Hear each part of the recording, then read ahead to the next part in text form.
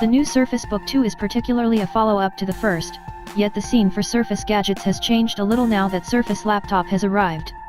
Surface Laptop is a Surface Book for those that in reality simply need a workstation, leaving Surface Book 2 free of any customary bonds to focus on the individuals who need a PC and a kick-ass Windows tablet they can use with Surface Pen. Basically, it's a handyman with finish flexibility to go close by marvelous power. These gadgets take the two-in-one convertible idea to the absolute limit. They're just like the Surface or Surface Pro. What's more, in the event that you recollect Surface RT, well, we're astounded Microsoft hasn't been round to wash your cerebrum of the memory, Men in Black style. For our cash, the 15-incher is too enormous. You essentially needn't bother with a tablet that size. What's more, it's too enormous to be really convenient. On account of its abnormal thickness, on account of the interesting pivot, it's as of now a tad of a battle to get this PC into a pack that is particularly intended to have the capacity to take a 13-inch PC. While Surface Book 2 is like the first form, there are two major contrasts for us. The first is an underneath the surface change. The Core i5 adaptation of the workstation now includes fanless cooling. The Core i7 form still needs dynamic cooling because of its more noteworthy power utilization, as does all models of the 15-inch. The weight has diminished somewhat with this new model.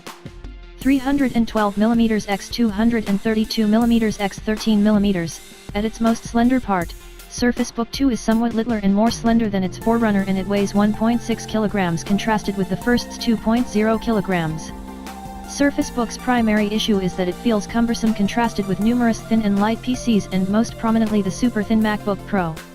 At 15mm it might be somewhat thicker than the Surface Book 2 is at its most slender point.